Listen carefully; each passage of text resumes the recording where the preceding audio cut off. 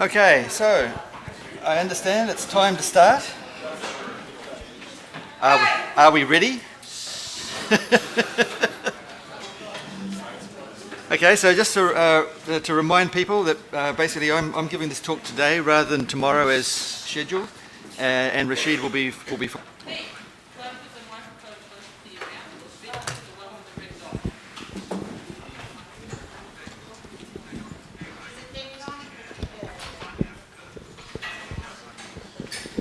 Is that any better? Excellent. Okay, so what I'll be I should turn this one off.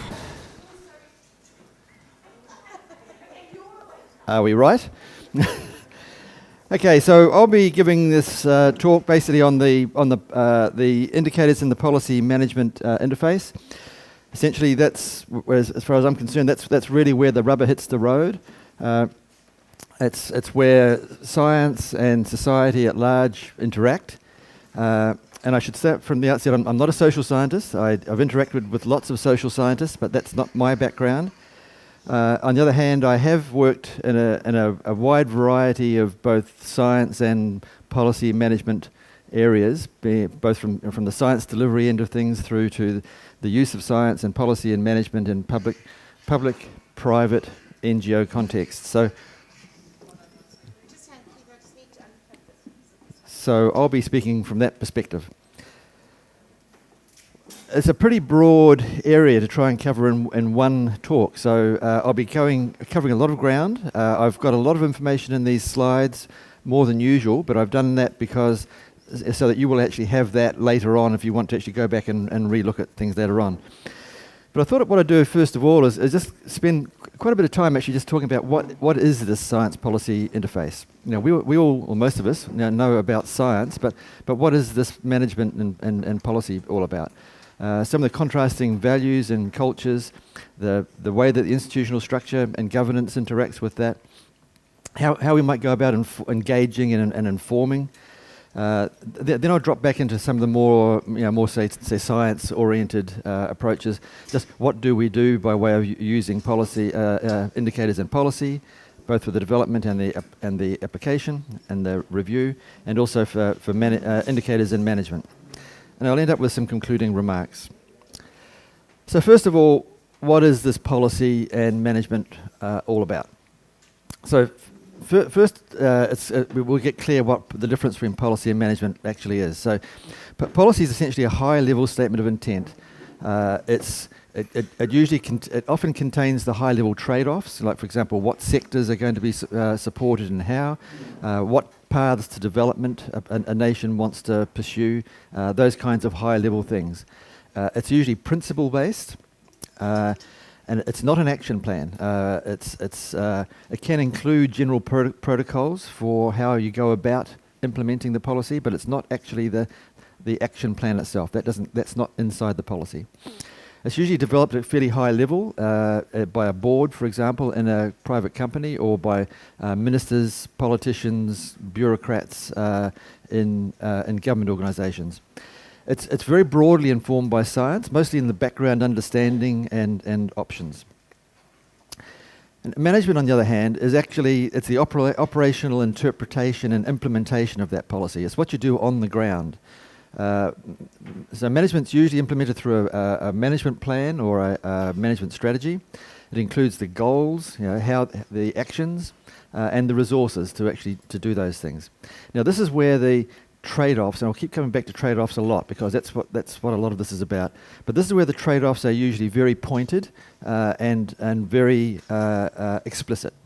This is where you really are forced to make decisions between long-term and short-term, between environment, economic, social outcomes, between competing users. Now, the policy can say these things in a very general way, but it's when you get down to management and you have to actually do something to somebody that you really have to confront those trade-offs explicitly. That's usually developed at the operational levels of government or companies, so that these are the people who actually do the work. And this is this is the main area where science currently interacts with this on this interface, in the formulation and the application of management strategies, doing assessments. And as I say later on, I think there's actually more scope for science to be involved in policy as well, but that's where we are at the moment. So just looking a bit more closely at what a management strategy development's all about, it typically goes through these 4 phases. This framing phase, alternative generation of a generation of alternative approaches, analysis, and some synthesis. Now, science is typically strongly involved in the first of those first 3 of those phases: the framing of the issues through analysis and interpretation of the current information, current situation. Generation of alternative interpretations, alternative hypotheses about how the world is thought to work, and alternative management strategies. Now, I'll come back. I'll say this again, in fact, several times during the course of this talk, because this notion of what is a management strategy is quite a crucial thing. It's what you monitor, how you're going to analyse and interpret it. For example, the indicators, and how it's going to be used in management decision making. So that's one of the roles that science has. Developing alternative hypotheses about how the world works, and alternative strategies about how you might go about tackling it.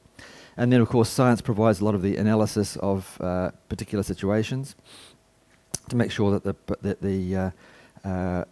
the strategy works or is likely to work as intended. So that brings us to this question of the contrasting values and cultures, and I really couldn't say too much about this. This is probably where a lot of sort of time to pause when you're about to launch into one of these interfaces. This is where you should stop and have a little bit of a quiet cup of tea or a glass of gin sling or something, and just think about the circumstance. Because there are 2 very important considerations, and that's what each group's trying to do, and the values that each group carries with it. So, what each group is trying to do. I mean, science basically it's all about the what's there, what's there, what's it doing, how do we understand it, including the uncertainty about what's there. Policy is all about, well, what ought to be done. If we were really wanting to push the country forward, what should we do? Management is about, well, what can be done? Given all manner of constraints, etc., what actually can be done. Now, they are very, very different, even intentions, and I'll dwell on that a bit more.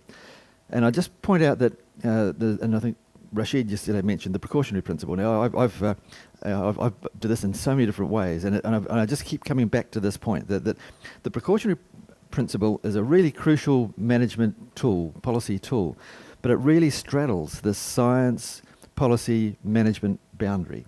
And I think that's really why it's so difficult to actually get it working properly, or even a good operational articulation of it in a particular circumstance.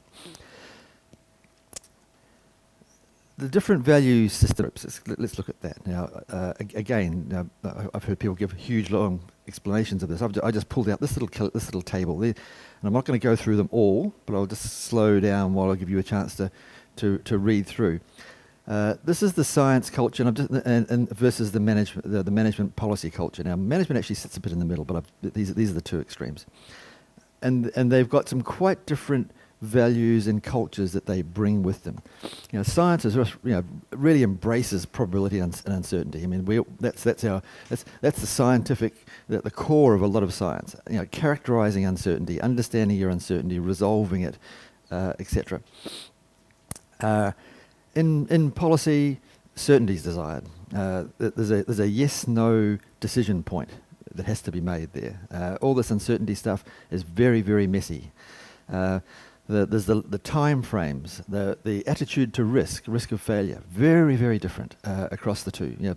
For scientists, while I might have a brief moment of pain while somebody disproves my favourite hypothesis, it doesn't last for very long. We move right along. I mean, we saw that I think yesterday in the OHI discussion. There's something goes a bit wrong, the science process rolls along, corrects it, everybody dusts themselves off and carries on.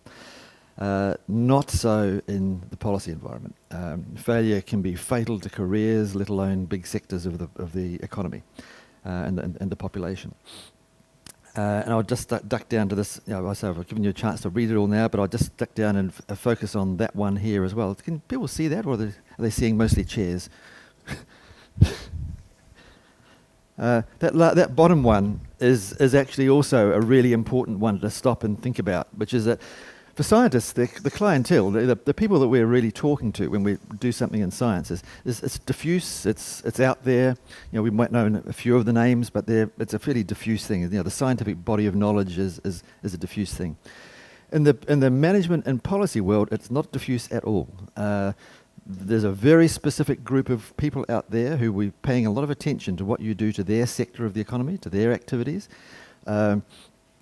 It's immediate. The response they have is that they will get back is immediate, and it will be linked to and insistent usually, and it will be linked to the world of power.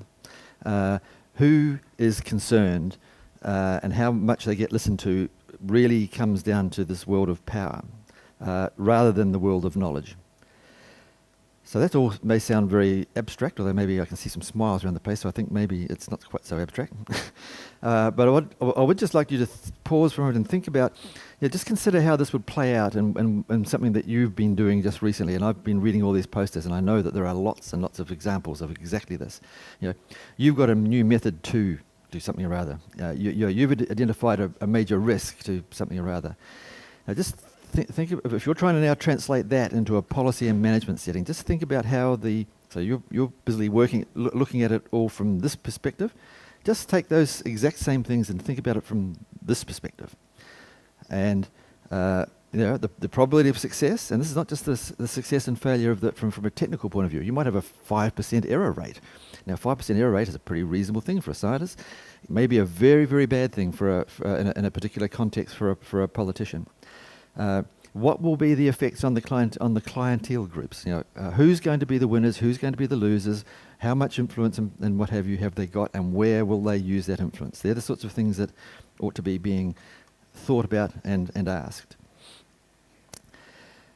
So the differences between what each is trying to achieve and their culture is very large, and that can so easily give rise to a lot of misunderstanding, frustration, and ineffective communication. And it's probably not in the correct order. It's usually misunderstanding, ineffective communication, and then frustration. So basically, my comments would be to try to be very aware of these differences, appreciate that they're there for a good reason within each group, so that internally they're rational to each group. It's not just that they're dumb and don't understand.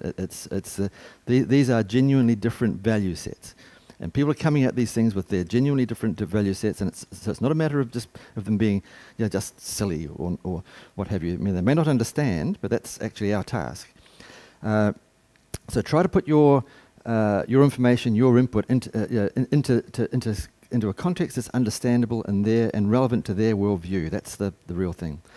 But on a positive side, my conclusion after looking at this from quite a few different points of view is that this interface is no more or less complicated than many other human interactions. Things like love and business and politics. The only thing is that it needs similar care for success. That's the main point. Now, moving to the institutional structure, this really does determine an awful lot of what's possible. Institutional structure in the broader sense, it's not just about the organisational structure, the entities that exist. It's about it's how it includes organisations, but it includes stakeholder groups, all the people, how they interact, how they network. The sort of network analysis that was being talked about by Ingrid yesterday, that sort of starts to tell you about what that structure is all about. How information gets from place to place, who makes what sorts of decisions, and where they flow to. Key points are that different groups, of course, have different interests and values and cultures, but they also, and this comes into science and a lot, the science policy interface a lot. They've got very different risk tolerances. The risk tolerance of a conservationist, to say a mangrove impact, would be quite different to, say, a general scientist who might be looking at it from a more general biological ecosystem functional point of view. The conservationists might come at it from the point of view of that particular little patch of mangroves, and anything that happens to that is just not acceptable. But a scientist might be looking more generally at the region and understand that, well, actually there's some of that mangroves in other places. An industrialist, of course, look at it quite differently, etc. And the key point is that these different institutional structures, network structures, what they do is they give different access and weight to these different groups in the decision process. And that really determines what kind of engagement is possible and the likely success of different kinds of engagement. And for example, at the extreme, effective engagement is just not going to be possible if there's no mechanism or forum for dialogue. You can be, so that reduces you to speaking to one another via scientific papers or something like that. There's no way you can actually sit down and deal with the issues. Now, I raise that one particularly, I draw that one out particularly because I've done a lot of work in integrated coastal zone management around in a lot of different places, and this is, to my mind, the fundamental block in getting integrated coastal zone management moved forward. There's actually no place to go to have that integrated discussion, or at least around the world there are hardly any places to go. There are very few. For fisheries, you can go to a fisheries management forum and you'll have, there's a place where scientists can interact. If you're doing, conservation, there's usually some mechanism there for you to interact. If you're doing aquaculture, if you're doing whatever. Sector by sector, there's usually somewhere you can go and interact with that sector and the management of that sector. Cross-sectoral things like coastal zone, very, very hard. So it's hard to get off the first base because and that's something that when you're dealing, and I know a lot of you are dealing with integrated coastal zone management issues, that's one of the things you have to just stop and think about. That's a problem. That's a link that's missing for effective communication of your information into the system. Now I'll come back to later on to what you might think about doing about it. But I say in the extreme cases that really limits what science can do. It can be, if there's no forum, there's no way you can actually interact, you're left with just broadly informing policy, awareness raising, and hoping that somebody somewhere notices, and hopefully being able to frame some of the strategies. But that's really what you're left with. And I'll drill on that just a little bit more because let's just look at 3 commonly encountered top-down institutional structures. And I'm not trying to pretend that top-down institutional structures are the only kind of structures, but these are 3. This is actually done for. I pulled this example from a livestock management case, but it's the same. There's the technocrat stream. That's us. The populist politician's dream and the manager's dream. And the point is that they all are structured to give different points of control to favour themselves. So the technocrat, for example, sees the policy analysis unit as the central part of the whole chain. Things feed into it. Their advice goes off to cabinet and to the minister. And it then flows on back there. But this is the group that actually does all the collating and what have you. The politician, on the other hand, thinks of the thinkers and what have you as some group off there someplace that eventually may inform the special interest groups. This is the clientele for the politician, and it's the clientele for the politician, the people who've got the influence and the power, who then deal with the politician. He is now the centre of power, and who then directly directs the policy implementation. Now, the management's dream, on the other hand, puts the management central. All these various people feed into him. He has a direct line of influence and tells actually the cabinet what to do or the politicians what to do, and everything else flows on from there. The key point is that they are 3 very commonly thought of models. What happens in the real world, and they've got quite different implications in terms of where you can interact and what the ability of, say, science to play in that space interacts. There's a lot of in the real world. There's actually the interesting thing is that you can often have situations where, in fact, different people in the management and policy chain, the science. Policy and management chain actually think that these different models are actually an application. So in other words, it's not the technocrat can be thinking, sitting in his office in his department or what have you, that actually he's in this model. The politician is simultaneously sitting over in his world, thinking, this is the model I'm working with. And there can be some really interesting little interactions when suddenly somebody thinking that they're working in structure A finds that they're actually working in structure B.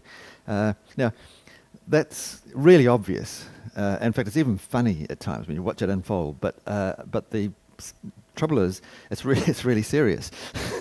It can have some quite serious consequences when suddenly, for example, this one overrides a very carefully constructed plan from this one, or whatever. So, there's a lot of social and political science research done on this. As I say, I'm not a political scientist, but I've actually interacted with a lot because I'm very interested in this. Really all about trying to understand what the effects of institutional structure and governance are on the development and implementation of policy. It's, I'd say from my perspective, it's mostly descriptive and interpretive in hindsight rather than predictive. Prescribing the way that works best under various circumstances is still a dark art. In fact, a lot of social scientists even describe it that way themselves. It's not a formalised structure. Here is what you're dealing with, and here is therefore what you should do. The best advice really seems to be aware of the model you're in and engage accordingly. Politics is an important part of the process. I mean, no matter what model people might put forward that they're thinking of, it's often overlooked when we're from a scientific perspective designing something, and it's considered noise. It's actually it's a key part of the whole process. And the other thing seems to be develop and use as broad a network as possible across across the institutional structure that you've got, and I'll talk about that in a bit more too. So now I'm going to switch from that more general stuff to something a bit to engaging and influencing it. The first point I'd say that, and this sort of goes to the sort of the tribal nature of most human societies. I mean, but basically, when you're engaging with policy and management, just and the political arena, just bear in mind that it's their party. Uninvited guests usually aren't welcome or successful unless they come with a really good constituency and campaign. Now that's the only proviso I would say there. You can break down the front door if you've got enough constituency with enough influence behind you. On the other hand, the policy makers, they usually are interested in what's available from science. It's not as though they're not. So if you can actually get to some of these people, you'll find that they are. So the suggestion really is get engaged. Use that, broaden your network, get engaged, so that you can become known and hopefully trusted. The other thing I'd say is if your explanation when you first give it isn't understood, don't just automatically add more detail because you think that the problem is that they haven't understood the detail. It's more likely, I mean, that's the equivalent of when you're talking to a deaf person, when you're talking to somebody in a different language and they don't understand, you say it louder. So that's a common reaction. I do it myself, but that's actually not helpful. So usually when you're not being understood, it's because you haven't got the context and the audience and the message tuning right. So it's best to rather than automatically add more detail, which is actually the scientific response. If this person doesn't understand, they probably don't understand some of my argument, some of my detail, some of my evidence. It's more likely not that at all. It's more likely the context and the way that that's being communicated. So often it's the interpretation and less detail, the interpretation and the context rather than more detail that's necessary. The other thing is be realistic and be prepared. Talked before that really policy is while it can be informed by information, what really determines strongly what happens is values, interests, personalities, timing, circumstances, happenstance. Just several things just happen to coincide, and suddenly there's an opportunity to do something. Evidence can play a role, even a decisive role at times. But especially in conditioning the social and political environment for these judgments to be made. But the reason I wanted to emphasise this, and I think Rashid gave a really good example with the UN Common Fisheries Policy the other day, watch for and be prepared for policy windows, windows of opportunity where change can be made. The example that Rashid pointed to was the common fisheries policy, where science had been drip feeding society and politicians for decades with how bad things were in the EU fisheries situation. But it took the combination of events where one politician decided that it was time to act. Enough was enough, and she acted. Now that gave the policy that gave the opportunity then for a lot of things to be injected into that EU system that people have been sitting there and trying to say this for years and years and years, and suddenly you had an opportunity to actually get in there and say it. Now, these things happen quickly. When they do happen quickly, you have to be able to react very quickly, which is why I say be realistic and be prepared. So also be realistic about what you can do when the window is closed. There's no point in sort of beating yourself to death, trying to make a case that actually the environment's just not ready for yet. But what you can do there is contribute to the drip feeding, using your science to basically keep on pointing out the facts, keep on pointing out the options, keep on pointing out the implications, and be prepared for the window. The engagement. The other thing that's really important here is the engagement strategy between science and policy management and society more generally. The science delivery model. Now, there's a whole big field that deals with this. So this is just a very small touch on it. But the most common mechanism, the most common model, is what's commonly called the loading dock model, which is science does its stuff, it delivers it to the loading dock, where it will be understood and used. So that's a very linear process. Science does its thing over here, passes it across over to here, they pick it up, and away it goes. An alternative, and there's several alternatives, but is a feedback model where you recognise that there are these different entities here. Science connects with each of them, and there are feedback loops from each of them, across that whole process. Now, what that requires is a broader range of networks for the scientists, for the science to provide, to be able to deliver that. Requires a much wider network and set of connections for the science than is usual. This is the automatic way that most science institutions operate. That's the default position. In fact, a lot of external drivers drive scientific institutions, universities, etc., in that direction. But that's actually not terribly effective in policy and management. What policy and management really wants to make use of are these networks, these connections. And there's a lot of talk, especially more recently, about these boundary-spanning institutions. So that's even if you don't have a formal institution that connects this to that, to that, to that, you can form an informal network, different kinds of arrangements, different sorts of structures. You may just be able to find 2 or 3 people that you can speak to well and work in a trusted way that span across that. Now that you might call it a coffee club, but actually, the social scientists will call it a boundary spanning institution. It's actually something that's starting to cross boundaries of what is the more formal institutional structure. So moving to this, requires a lot of work along that kind of line.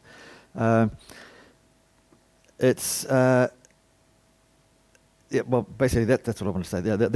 That's really the direction I think that successful engagement needs to work towards. And the other point I wanted to make was that this course is particularly focused on the use of indicators and their quantification. Now, it's very good. That's important, and it can be very helpful for policy development and implementation. But we have to always remember, especially in this policy management framework, that there are limits to what can be quantified usefully. I think it was Einstein's one there. Not the classical thing. Not everything is that's important is measurable, and not everything that's important is measured. So raising a happy and confident child, you can't reduce that to indicators. At least I haven't found a way to be able to do it. On the other hand, indicators can be used quite helpfully to track progress and work out what to do next. So there's a real role for indicators in this quantification, but just be aware that in this broader context, it's not the only way of communicating things.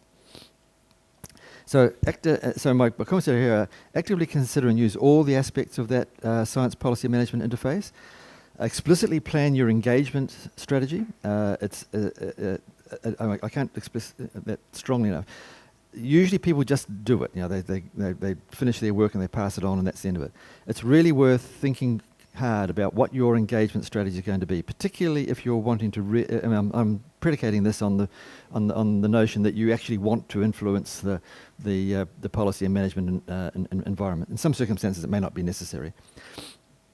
In doing that, my strong suggestion is avoid blurring the science and policy management roles. They're separate roles and need separate inputs, and don't bury your policy decisions and recommendations inside a science data report. Now, just to be very clear, I'm not saying that scientists shouldn't be involved in this policy management arena, not at all. But just recognise that they're actually two different roles, and it's very easy to cause confusion by mixing them up. So, for example, you can publish your paper on the data.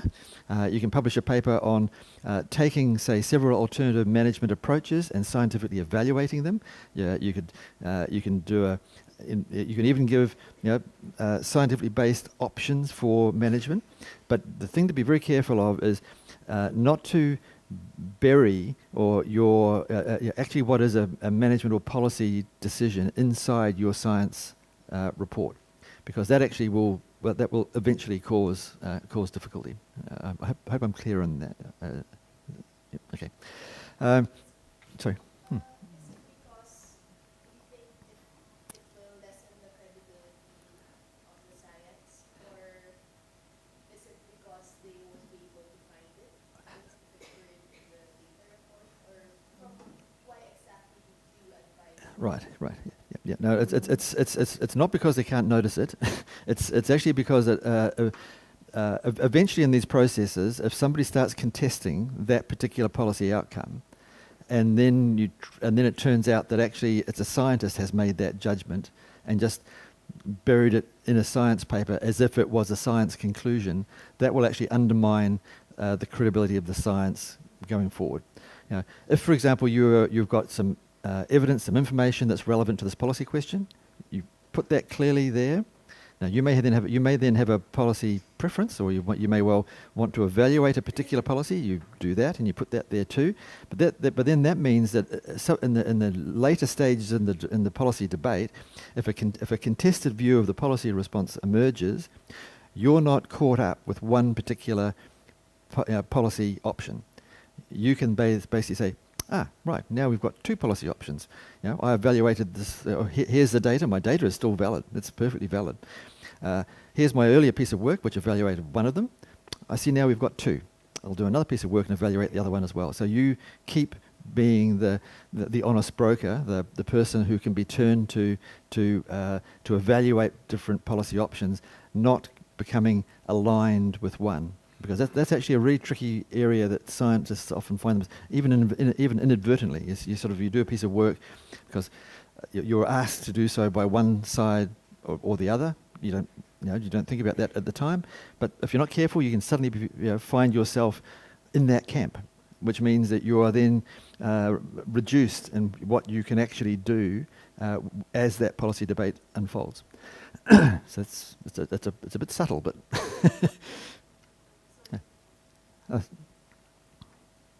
United States, like I read in a proposal, help create a broader impact.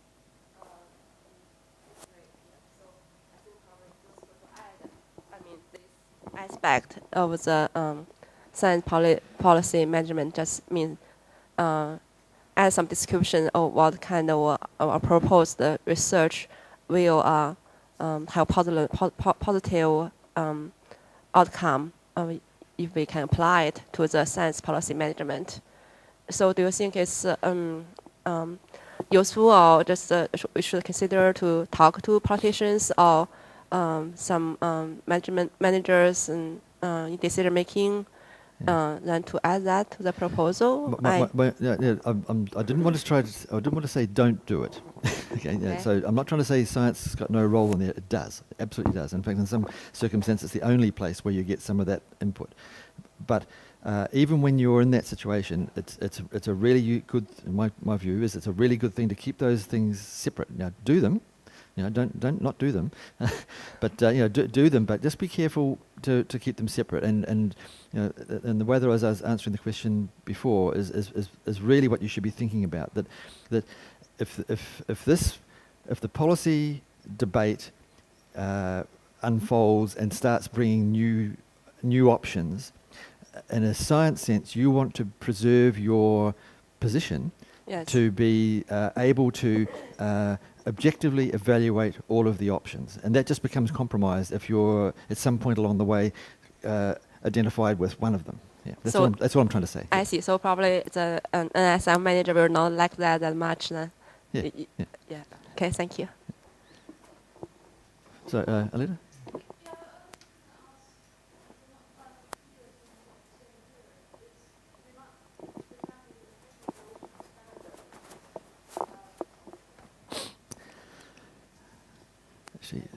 So I work as you know, a scientist within Yeah. Fisheries and Oceans Canada, and the role of science Yep. is to inform managerial decisions. So we regularly write science reports, and in the science reports there may be recommendations, but we would never put policy decisions in our reports. And That's in right. fact, our role is not to That's make right. policy decisions. That's right. So I just wanted to Yeah. ask you to clarify a little bit what you mean, because that suggests to me that in some venues, scientists may also, you're suggesting that scientists may also be involved in making the policy decisions, whereas, as I say, the model I work within is that we inform policy decisions. Yeah. So do you mind just talking about that a little bit? See, in my view, in your situation, it's very similar in the Australian situation. You're actually providing scientific advice, and I'll come to this in a minute, but where you've actually got a reasonably well-structured management strategy in place and agreed. So where science fits in is quite clear. It does the assessment, it applies some decision rules or some options or what have you, and it delivers those. Now that's prescribed, and that's fine. What I was trying to get at here is that in quite a few situations that management strategy is not well defined, and so you've actually got a bit of a void in terms of how exactly should the science fit into this decision making. And it's really, and I've seen it lots of happen. I've seen it lots, and even done it myself. That it's very easy to slip into. I've done the analysis, and here is what should be done in terms of management, even though there is no management or policy agreement or that is the way to go. That's what I'm trying to get to now. So climate change is a classic example of that. Some of the coastal zone situations are very classic. So you don't actually have an agreed management strategy, and the temptation is for the scientists to step in there and do all that for them. Now, what I'm saying is that in the absence of everything else, yes, you can do that, but be careful to separate those two things out. Two separate reports if need be. Two separate reports if need be. But just keep in mind why it is that I'm saying this, and that is to preserve the scientific integrity, the scientific ability to be the honest broker and the honest assessor further down the chain when other options start to come on the table. I wanted to ask you a question. This is my discussion time now, Yeah. not my presentation. This is a brief question. A couple of times when I've written something that I've submitted to Marine Policy, it's come back from the journal, it's come back with the question, can you make some policy recommendations or say something about policy That's fine. in the conclusion? Now, that's in your mind a different... In my view, as long as you do that carefully, and it's and you separate it out from here is my analysis, here is my what have you, and here I have evaluated a policy. Here's my evaluation of that policy. in my experience, that keeps you reasonably clear. Because then if somebody else later on comes up with a different policy, you can say, ah, great, I evaluated that one over here. You're now saying we've got this one over there. I'll evaluate that one too. So that's the way to respond. Yeah. Right, shall we move on? Now we're in trouble. Now we're in trouble. By the way, we have to use the microphone for the people that are watching it online. So that You gave me the reason I was looking for 2 days ago, why we should wait for this. So others outside can follow you, yeah? You remember that? Okay. Now, Keith, you know my work in subsidies. I want to give a practical example of what I have done and then get Keith's view on that, Yeah, so this is going to be fun, right? I look at subsidies. And all the theory, all the models, bioeconomic models we have developed and people have developed even before I was born, it's clear that if you give subsidies, that make it look more profitable to fishers than they would make in the market, they are going to fish more. Simple and short, right? Most of you will agree to it. If there's more money to be made, people are going to go for it. So this is theoretical, and I've tried to develop the databases to show this. So I come up, and our estimate is that there's a big chunk of money from your pocket that goes to the fishing sector, and it's harmful, and it makes them. Meanwhile, governments in their policies say, we want to manage fisheries sustainably. So I gave a talk in the Canadian Parliament about this, and one parliamentarian asked me, Rashid, are you telling me to take the subsidies from my fishing people? I say, if your goal is to manage Canadian fisheries sustainable, as you say in all the laws of the land, then you give them subsidies. This is coming from my analysis in many economies. How will you evaluate that? Is that overstepping? No. And I think that's I guess part of the reason I wanted to emphasize this is that I'm really aware that there are lots of different circumstances around the world, and some of them are highly structured, and there's a place where you can have these debates in an orderly kind of a way, and there are places where it's less structured and it's a bit harder. What Rashid's talking about here is a well-structured place. I mean, basically, you've got policies in place. You can do an economic analysis and say, I've looked at the economic, the consequences of the current policy and the consequences of the current policy to these indicators, which are the indicators that you and your policy say are important, and here's how it performs. Badly. Here's an alternative that doesn't involve subsidies. How does it perform against those same? I'm just paraphrasing what you might have done.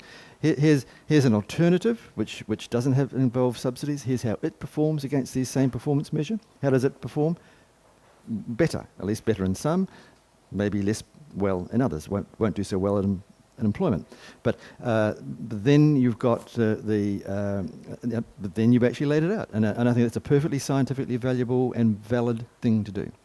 But it would, if I can use that analogy and just keep on going forward, it wouldn't be a good thing to do, in my view, to basically sort of do some sort of analysis that it assumes, makes an assumption about a policy decision, and then present it as if that was a conclusion, a scientific conclusion from the data you had. What you've actually done, in truth, what you've done is you've taken the data from the world. The data's valid, whatever policy you're evaluating it against. That's the data. That's the scientific information.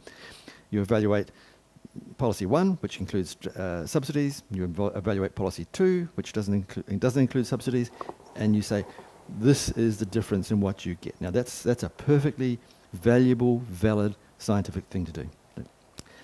Right. Obviously that touched something. But actually, it is one of these things that I think we all grapple with, and I've made most mistakes along the way. So, in terms of just going down now to some of the individual bits, I'm going to go now through what's the science input to policy development, to policy implementation, to management development and management implementation. So, policy development, scientific input's usually quite a small part of that. So you just have to bear in mind that. It's usually of 3 kinds. Analyses showing the consequences of past policy. Now, actually, so Rashid's subsidy one is a good example of that. You know, here's what past policy has done. Some ways of some high-level ways, because we're talking policy here, about the way the world could be from current understanding. So again, that's Rashid's. Let's run the world without a policy for subsidies. That's how that would go. But especially the powerful tools for this sort of thing at a policy level are usually scenarios, vision statements, linking back to again high-level policy. Objectives that you've already got, because you're talking to policy people. They live in a policy world. These high-level objectives that are maybe passing for us. It's their daily bread and butter. The third area that science impact interacts with policy development is in this performance measurement of reviews of policy. Now, most policies have a review every now and again, 3 years, 5 years, 10 years, whatever. This is actually the adaptive part of policy, but it's received very, very little attention scientifically. Scientifically, we put a lot of attention to adaptive management, but not very much to adaptive policy. How the broad policy frameworks change and what feeds back to inform that change. So my suggestion here is that when you're involved with some of this policy development, try and establish the indicators and performance measures and the monitoring up front. So in other words, you're developing a policy now. When the people are developing that policy, raise with them, how will they evaluate the effectiveness of this policy when they come to a policy review? And just pose that question, because they all rather like evaluation, but they don't pay much attention to it when they're developing their policy. So where you can, try and get that up front.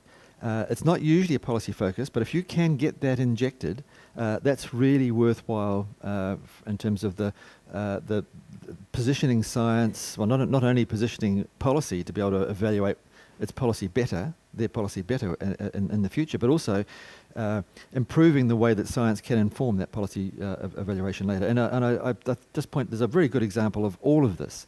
The US National Oceans Policy really has good examples of each of those three steps.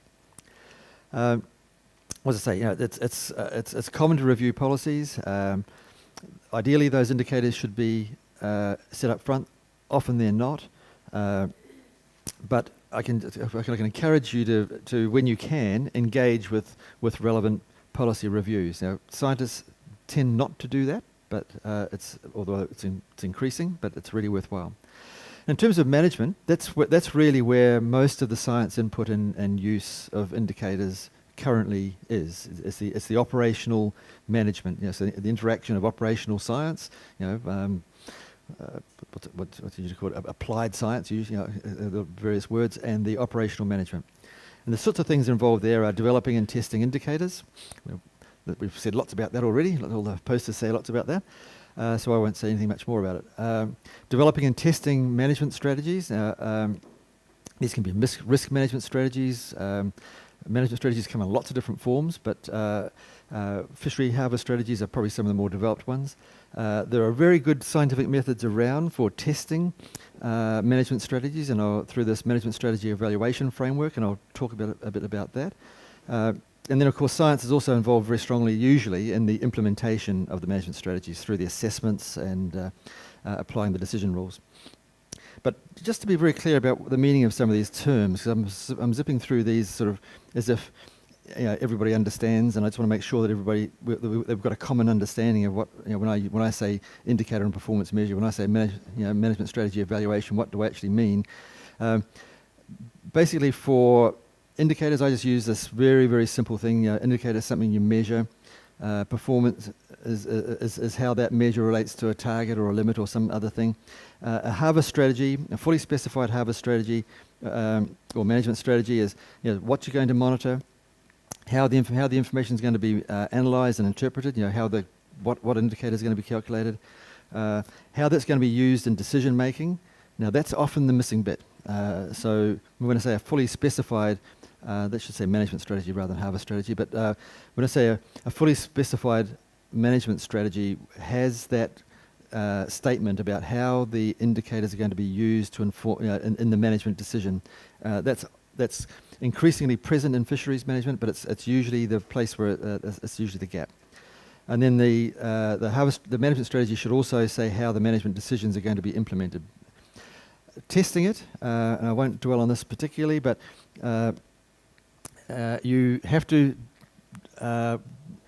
define some performance measures. They can be social, economic, ecological. Now, these are performance measures for this management strategy as a whole.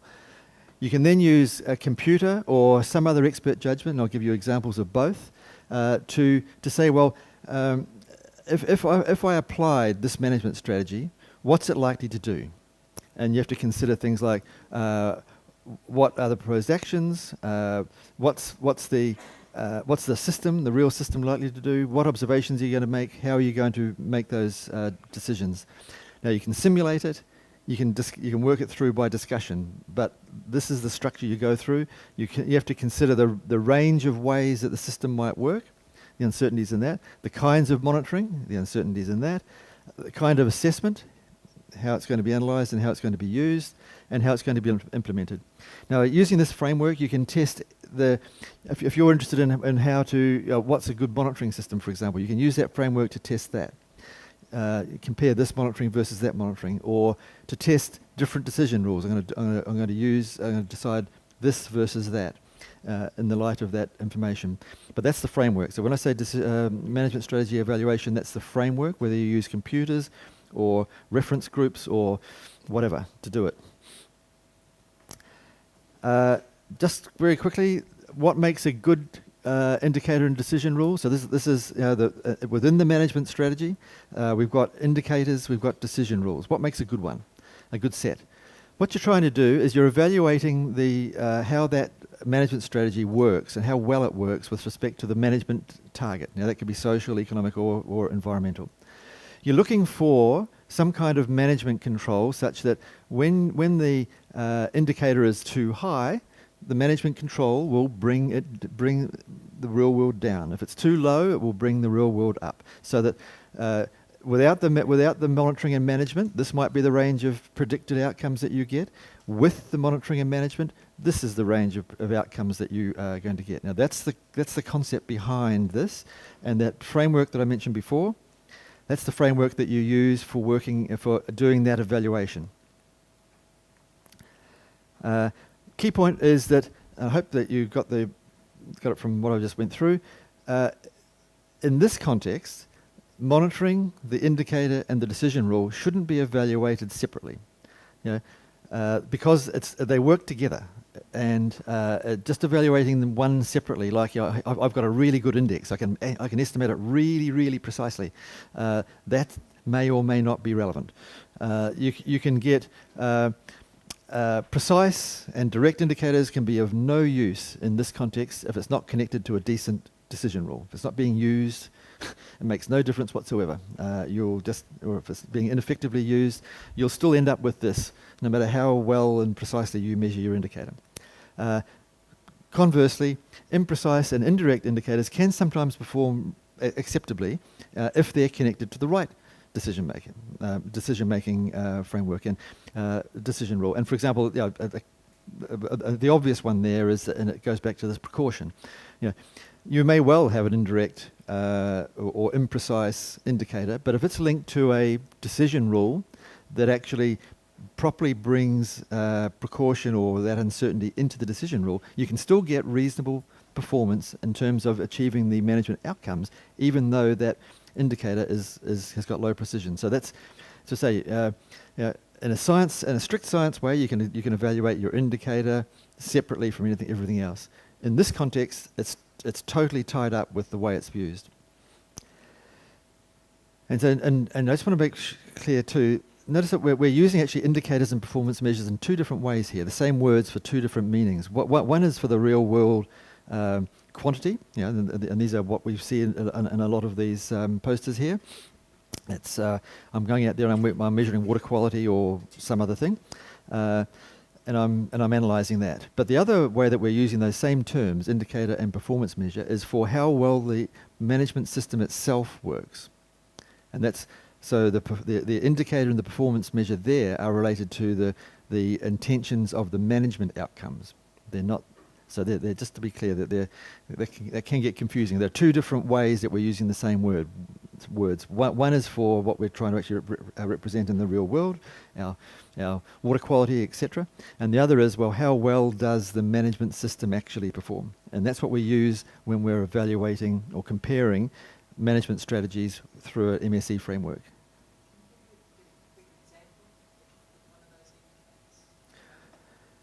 Let's say, for example, somebody wants to manage a fishery so that you maximise your economic efficiency. It's a good one. So you can build then an indicator that's so that for what economic efficiency is. You can say that you can say what the management target is. You can then take several different management strategies. Now, each of those will be informed by different indicators of the real system. So the management strategy, the management decision making might be informed by estimates, indicators that relate to biomass and price of fish and cost of fishing and all sorts of other things like that. Capital investment. So they all go into the management strategy. So they're indicators being used by the management strategy, but the management strategy itself, when you apply it and keep applying it year after year after year, the question is, how well do you perform against delivering the management objective, which is, a certain level of economic efficiency? So that's the difference. That can get confusing. So what I'll do now is I'll just go through some examples. I'll try and make it a bit more concrete of management strategy development, and I've just put in faded letters there what the management strategy is again, just to remind people that it's that collection of what you monitor, how you analyse it, and how you use it. So some of the examples I'll try and give here, I'll give a qualitative application, because I'm really keen to make sure that people don't go away with the feeling that management strategy evaluation only works for simulated, quantitative things. It's not just a simulation approach. So I'll give an application to a harbour dredging situation that didn't use any models at all. And then I'll run through a number of examples where we have actually used quantitative assessment of the management strategy. So first of all, this harbour dredging one. So this is it's a relatively there's a little harbour, relatively small harbour, nearby a coral reef. The proposal to do some dredging extension, a huge uproar locally. The original management approach was quite sectoral. The policy people, the management people were off talking to the industry, and they got a deal. And then when they went public with it, it exploded. So a special response group, which was from society, from science, from a whole lot of other groups, was formed. They all sat down, and over a period of several months it took actually, they ended up deciding what they would accept, what they thought was acceptable. They came up with a decision rule. So I'm just trying to go through, make sure that, so in this discussion here, they went through exactly the steps that I mentioned before about the management strategy evaluation. How does this system work? What are the different ways that we think this system would work? Some people thought it worked this way or that way. What were some acceptable outcomes? What were unacceptable outcomes? How would we monitor? What were we going to do? So they came up with this plan, with this decision rule here, which was linked to the. I'm having trouble with this. So they had a monitoring plan where they went out there and they monitored a whole lot of different little patches on the reef, and they said, depending on what we see here by way of mortality within reefs and percentage of colonies across the reef. If it's in that red zone there'll be immediate action, and the agreed immediate action was to stop dredging while they worked out what to do next. And then they determined these other little zones as well for what the reaction was going to mean. This was all just done through stakeholder consultation, discussion back and forth. What was a reasonable thing? Different people in the room had different views about what the world really, how it worked and what was important. But they came to that. That was actually picked up and implemented by the regulators and reported to the response group. And the really interesting thing was that they never got out of the green zone, and everybody went away happy. How's that? Another example, and this is now moving into quantitative ones. So here we've got a fishery situation where you're trying to rebuild a fish stock, and you've got 4 alternative ways, harvest strategies, ways of doing it. And you've got performance indicators for the management strategy that relate to the level of rebuilding, how far down you go, average catch, the variability of the catch, and a few other bits and pieces. The thing you can see here, though, is that strategies 3 and 4 give faster recovery, they get lower total catch, and they've got higher variability in catch. Now, that's the scientific delivery. The management folks can then look at that and work out which of these trade-offs they actually want to make. And that's so the science has informed those trade-offs and what the choices are going to be. Another example, this is from the Lenfest report that some of you might have seen on harvesting of small pelagic fish and options there. They looked at quite a few, but here's just 2 different harvest management strategies, sort of a more or less conventional one and a more precautionary one. And you can look here at what the implications are for dependent predator declines, seals, birds, tunas, the probability of the forage fish stock itself collapsing, and the yield. So again, what we've got here is we've made the trade-offs really clear. People can now look at that and say, well, I want this versus that, and you can see exactly what it is and debate accordingly. This one's a beauty. In fact, where's Beth? Oh, she's not even here. There she is. So this is one of Beth's pieces of work. A multi-fleet, multi-species fishery. That's sort of the food chain and things. We basically, there are 5 different options for managing the fishery were considered. Indicators in relation to management objectives, industry interests, ecological outcomes, economic outcomes, management costs, and social outcomes. So all of those different indicators. Interestingly, this was a very good example, and I know of 2 or 3 others like this, where the same set of harvest strategies was evaluated quantitatively by a model and qualitatively through reference group discussions and what have you. Now, the interesting thing is that in this particular case, they gave almost exactly the same answer, and that was amazingly helpful in the policy and management side, because it basically increased confidence not just among the managers and the policymakers, but also among the stakeholders. And this is the sort of behaviour that you get. But anyway, so the long and the short of that is that it's the same thing, the same structure, same process applied quantitatively and qualitatively, and that was the outcome there. Again, you've made the trade-offs really clear. And implementation, okay, so that was all about evaluation, how you scientifically evaluate harvest strategies or management strategies. Now we're talking about the implementation. So that's how you actually implement the chosen strategy. So usually that's all about assessment and what's the recommended management response where there is a well-formulated harvest strategy. Now, quite often there's not, and in the absence of that, it usually turns back into expert judgment, and that was what I was trying to say before. When you're in that situation, be clear when you're making the expert judgment versus what you've actually done in terms of the actual science delivery.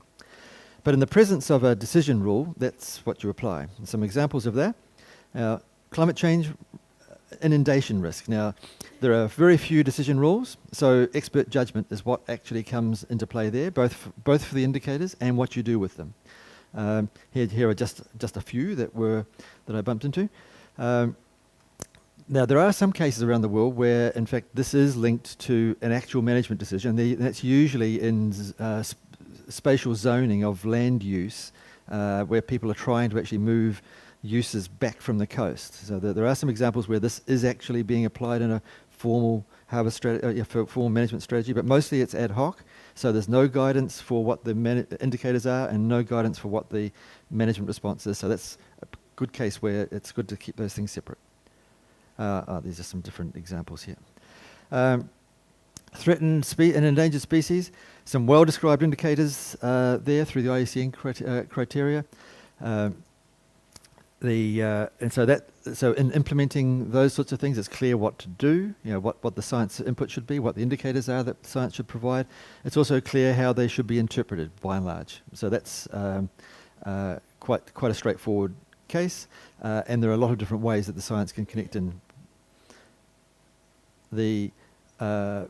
In fisheries, it's quite common to have decision rules along these sorts of lines where you want to stay on that line. This is the fishing mortality and the biomass, and so you first of all do an assessment and find out where you are on these two axes. So you might be over here, and you make management recommendations that bring you back to here. Now that's a well-structured problem. It's clear what the harvest strategy is. It's clear what the science input should be. That was a quantitative case. Now, this is I've debated whether to put this in, but again, I want to make sure you don't get the idea that all these things have to be model-based and quantitative. Before I showed you this one, which uses model-based stock assessments to estimate what the fishing mortality and the biomass currently is. You don't have to do it that way. And this is an example of a management strategy that doesn't use a model. It basically uses just empirical indicators, things you've gone out and measured directly, the catch rate and the body weight in the catch. Now there's a big decision tree here, which I'm not even going to dwell on, except just take it from me. In that decision tree, you're not using much more than just those observations. You're not running a model. You're using that information with respect to some reference points, and you're finally making a decision about what the total allowable effort should be. Now, so the application doesn't involve any modelling, but coming up with that and showing that actually was a good management strategy did. So this is the modelling. So this is the data here, the kind of simulation of the data that you could generate. This is this empirical information, the catch rates by different sizes of animal. Simulation modelling was used to test if you kept applying that rule, the big rule, the decision rule I showed you before. What would it do to the real population's biomass and the catch? So you could use that modelling to show that was a good decision rule, and then you can carry on applying it, but without any modelling. So some concluding remarks. This is a very, very broad field, and I've just tried to zoom through it rather quickly. But key points are, be aware of the characteristics of that policy science management interface. Think here, just give consideration to how to engage it in the different circumstances. Don't just sort of automatically take the most obvious way of engaging. There's a range of ways of informing it. There are some good scientific methods for how to actually select and evaluate performance management strategies, and that covers across a whole wide range of kinds of strategies. And science can help with the implementation a lot. Now, this takes a lot of time, and I know that it's not always appreciated in science within discipline, where you're judged by how many papers you do, or your institution wants to promote you on the basis of how many papers you publish, not on how many fisheries or mangroves you save. So it's not always appreciated. On the other hand, in my view, it's the key to getting science and indicators used in the real world. And while not everybody needs to do this, some scientists need to do this. And I'll just, while we have some questions, I'll put up on the board a brief story which I think illustrates the situation pretty reasonably. So I can get you.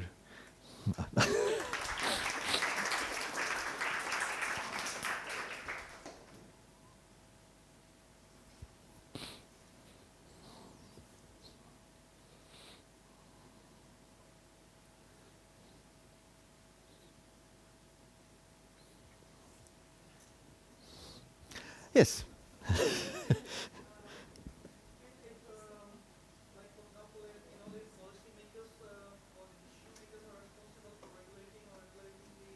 So managers are responsible for regulating. Yeah. So, as we know that there are several scientific groups contributing their scientific research to the policy makers, and if the policy makers try to take the advice from one of the scientific groups, then I believe that there would be cases or scenarios like where other scientific groups will try to bother them or try to question them. So how do you solve the gap between between the scientific groups so that they can come to a consensus or agreement, and then they get together to give advice to the policymakers? Yeah, well, that's, if I knew the simple answer to that, life would be a lot easier. But I think two things, and I'll touch on this a little bit on the talk tomorrow. But in fact, uncertainty and competing scientific views are probably one of the biggest dangers, one of the biggest impediments actually to communicating science into the policy area, and that's why, and that list of the values of the policymakers is partly why I made that list there. That kind of contention is usually a total turn-off for policymakers. If the level of contention gets high, they will usually, unless there's a very good reason, unless they've got a very good strong constituency pushing in one direction, they will usually just then decide science has got very, very little to contribute. So that really does undermine, the scientific ability to input. If there, I mean, I've often thought, and in fact, I think somebody even asked the question the other day, can we have some standards for what's an acceptable model? Can we have some standards for what's a reasonable way of concluding what a reasonable scientific conclusion from a certain level of data is? I mean, well, we scientists are really good at inventing alternative hypotheses for any kind of data we've got. So how do you judge the credibility of those? Is there a limit to that, or am I free to invent anything? So I don't have a simple answer. All I can say is that it's a serious problem that undermines science a lot. If you can actually organise to get at least some of the major players together and it goes to that networking thing again, if you can at least get some of the major players to agree that even if they don't fully agree on on all of the hypotheses and all the alternative interpretations, for this policy reason, can we go with this story for the moment? I mean, if you can do that, your streets ahead. Hi.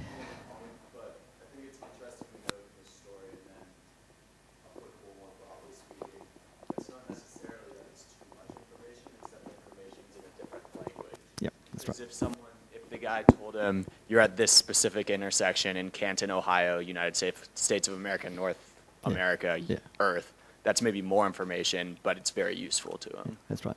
Yeah. That's right. So in this particular example, it's like Rashid's map thing.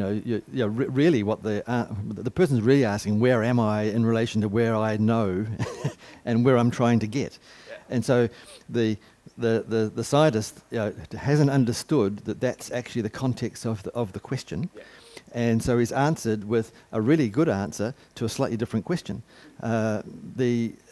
So that's all I'm trying to say. That really it is a matter of trying to understand the context and the values and the reason for that question, and then you've got a much better chance of being able to frame your answer in a way that actually is understandable there. But the other thing I rather like this is that it's not just about the questioning. It's actually how each of us differently respond when we're frustrated. And the instant reaction, we're all human, we'll do that. The instant reaction is not have I misunderstood the question? It's this person's dumb. Where have you come from? So, right.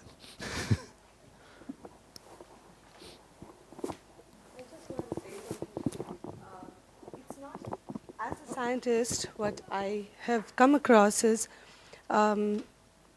it is when a lot of us are doing a lot of science, we're doing a lot of theory, some of us can have a socio-economic aspect.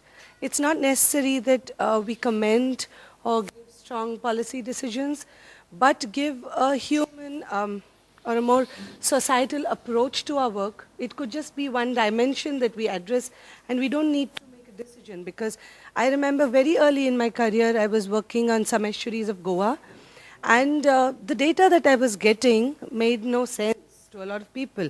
And when I linked it to the mining industry, the exports, the kind of mines, in which part of and it really linked up very well. And all I had to do was link my data to the mining, and it was not a major policy decision I took or anything. I just suggested something, and it was just my data which was there, which later was picked up by the assembly and discussed. Yep. Yep. And so it was there. It really matters who is in the position and how they want to use it. And I also recognize, if we talk about the IPCC panel, which got the Nobel Prize some years ago, it was a compilation of lots and lots of scientific work of people all across the globe. So you never know which part of your work gets referred to. So I think that is one extra push. We just keep doing work and be honest with it. So maybe, you know. Yeah.